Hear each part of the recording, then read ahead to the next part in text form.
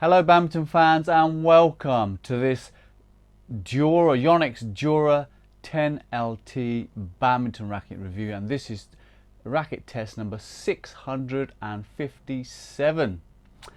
So where should we start? Let's start with the availability and price. I was just doing a quick search to see whether, but the prices seem to change a lot on these top of the range models. This is the current top of the range Duora model, the LT. Prices seem to be around the £140 mark. To be honest with you, that you can pick it up for as little as 135 plus delivery charge. So there's a variety of different prices out there, but 135 is going to be the cheapest, and 155 is probably the standard average. So it's quite a high-end product, similarly to the Yonex Nano Flare 700. Now we'll go through the specifications and compare them to our own E-zone specifications as we normally do, and as ever Yonex put very little on the rackets these days. So let's start with the weight. We have a 4U. This is a 4U weight racket, so 80 to 85 grams. Now the E-zone testing for this racket shows it to weigh 89.3 grams. That's with Yonex BG65 string and the grip supplied by Yonex. The balance of the shaft, it says here even, so it's an evenly balanced shaft. The E-zone balance test shows this to be a very head heavy racket, so weight going towards the head. Again, I'm not sure when Yonex or other manufacturers take the balance point test, how, you know, is the grip on, are the strings in place? I don't think they are, and that does make a difference from our balance test to their balance test. But the balance test itself is quite simplistic, so very difficult to read wrong, very difficult to get wrong. But we see this indifference between balances a lot, between loads of different manufacturers. So clearly there's a difference in how they're testing it, or the circumstances in which they're testing it, i.e. this is a complete racket right now, you could take it on court and use it as it is, and the way they're testing it, possibly without the strings, and I'm not sure the exact parameters, to be honest. The shaft stiffness doesn't tell you on the, it says it's a super slim shaft. Outside of that, it doesn't tell you much more about the shaft. The E-zone testing for the shaft stiffness has it down to be a stiff shaft. It does feel quite stiff. Other information, so as with the Nano Flare 700 and other top of the range Yonex rackets, this is made in Japan. I think that is a signal to say, well, manufacturing in Japan, designing and manufacturing in Japan is expensive and high quality, and so they charge more for the racket. Although, to be honest with you, I can't see any difference between these and the Taiwanese or Chinese manufactured rackets, if I'm going to be completely honest. I'm not sure where the difference lies. Material it's made from, let's see if we've got anything in the editor's note on the E-zone page. No, we don't have anything on the materials. Maximum string tension, a disappointing 26 pounds. I think that's, disappointing. Like I said, all other manufacturers, even the Kumpu 10U, so the lightest racket in the world at 70 pounds, has a maximum string tension of 30. So why 26 when people are getting pretty crazy, players are pretty crazy about going high on their tension. So remember, if you do go over the recommended string tension amount and you do happen to snap the racket head, your warranty will be nil and void with the retailer and with the manufacturer. Other information, like I said, it says here it's a high modulus graphite racket, super slim shaft, and it says even balance point, and then it has 10mm long. Right, so the Duora, as we know, the Duora range has a forehand and a backhand side. So the forehand here is the yellow side, which you probably can see that there, and the backhand, sorry, it's got written forehand here. It's not a yellow of it. It just says forehand.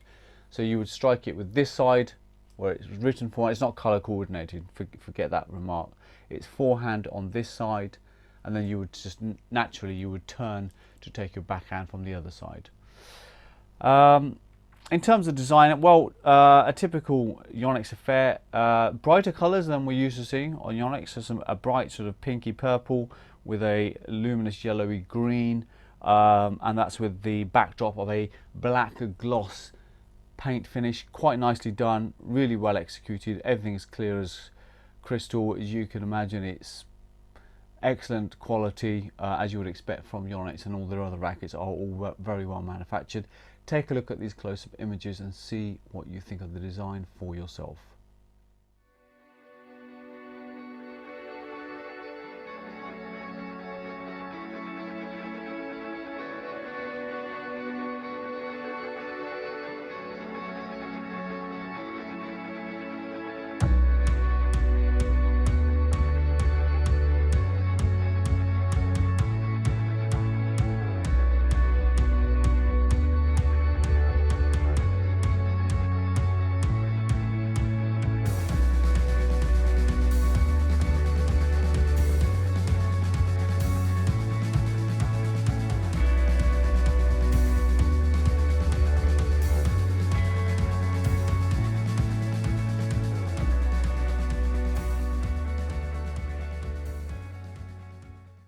Okay, so now we've been through the specifications, let's now move on to the racket E-zone.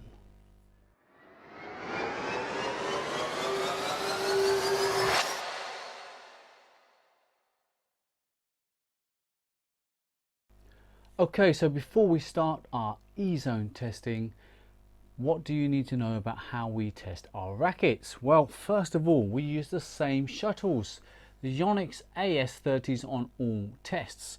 We re-string all of the rackets with Yonex BG65 at 25 pounds tension, and it's the same player taking all of the shots. Right, now you have some basic understanding of how we test. Let's move on to the smash test.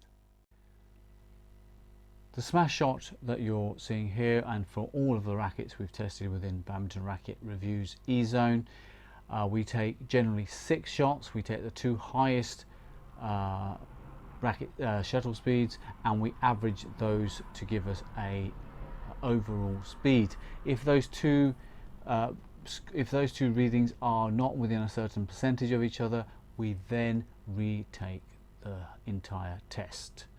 This shot measures the shuttle speed coming off the racket head, and also if you go across to the E-zone, you'll see a picture similar to the one you're looking at on the screen now, which accompanies every single racket within the E-zone. So that's nearly 650 or more rackets, with this kind of smash JPEG showing you the racket head speed, the shuttle speed, the distance, and the approximate repulsion of the racket. Right, our first test in the E-zone is the smash test. Let's do it now.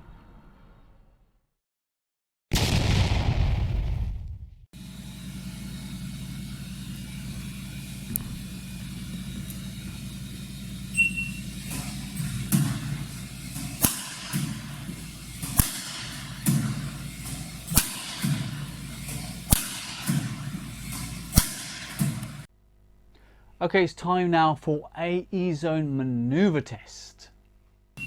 With the maneuver test, the player is based in a stationary position, the racket is still, and when the shuttle is fired, and we measure the incoming shuttle speed to make sure it's approximately accurate for all tests. The player then reacts, and we measure the reaction of the racket moving in an upward direction. And we're really looking to measure here the speed of the racket, how quickly it can change direction in a game. That's what this test represents, and also it represents aerodynamics of the racket.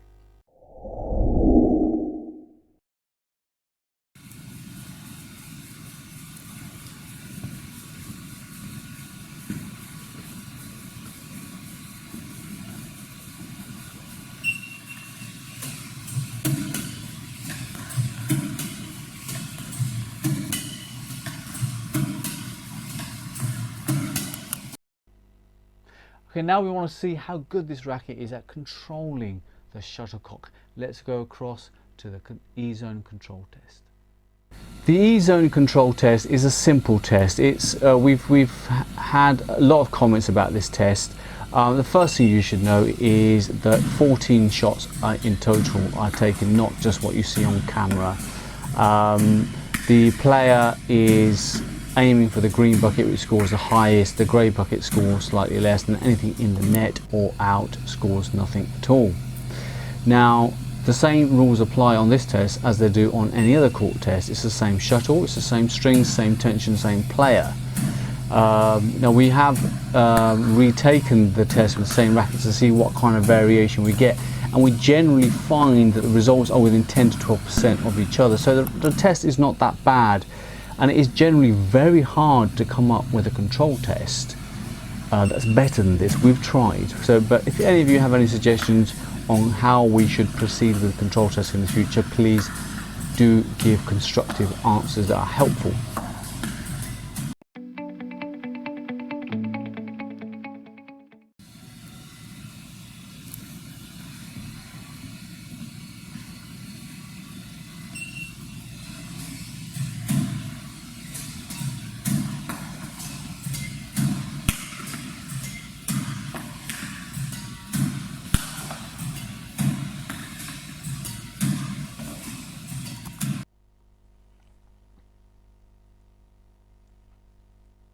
So we've been through the specification testing, we've done the E-zone testing, and we've even done the extended court testing on this, which is for the E-zone members. And the result is a racket that ultimately gives you one primary strength, and that is control. It is difficult to raise good power with. You're going to need a very fast hand speed, you're going to need very fast swing speed. You don't any of the other shots that you need in doubles, so defense, defense, drive, smash, not brilliant at, and even if it's singles players looking to do overhead shots, not the easiest racket to do that with either. Now, don't forget we are doing this comparatively, so if you have gone out and bought a Duora 10LT and think it's absolutely amazing, and you can get massive smashes out of it, my immediate reaction to that will be, well, if you can get big smashes out of this, then go try some other rackets, because you're going to get even bigger smashes with those, because they just make it easier to do. So 100% cannot recommend this racket. Like, as I say, it has no other strength than control, and that's not only the result of our E-zone testing, that is also the result of the extended E-zone testing, where we take it out for further analysis, not just for the E-zone where we're measuring with machinery and computer equipment. We've actually gone out and subjectively tested it. So I test it, I see what I feel about it, and to see if I can confirm that the smash test is, the smash is hard to get out of, the drives are difficult, the defense is difficult, and all of that is absolutely correct. It is not an easy racket to play with, and having tested 48 rackets in this 2019 test session, I can tell you that there's just too much out there to compare it to. And to start with, the Yonex Nano Flare, I keep saying Nano Flare 700 is a better racket than this, easier to use. The Adidas Wucht P8 is a better racket than this. The Aura Speed better than this.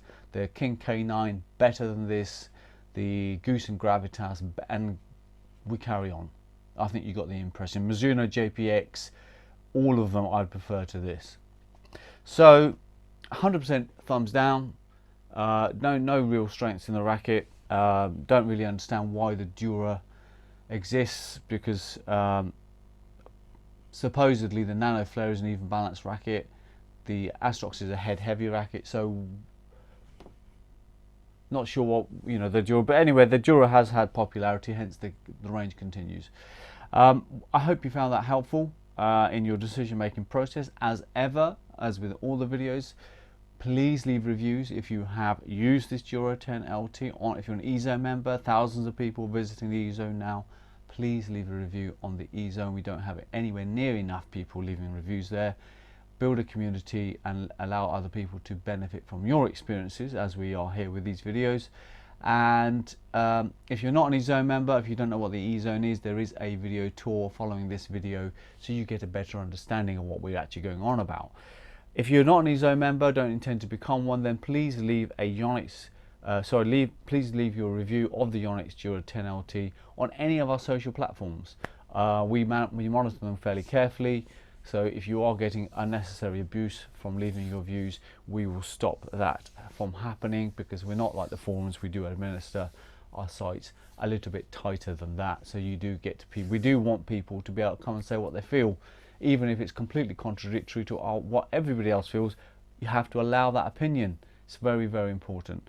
Okay, I think I'm done here. Before I go, heartfelt thank you to the world, to all of you who tune into Badminton Racket Reviews YouTube videos, to all of you who are now become eZone members, to all of you who are badminton fans, all of you who support the game. That's what we're all here for. We want to increase the popularity of this game. We want to make the game a better place, and our job in that process is to make sure you're using the right tools to go about getting the best out of your personal game. Thank you, thank you, thank you so much. Keep up the likes, keep up the sharing. I'll see you on the next video.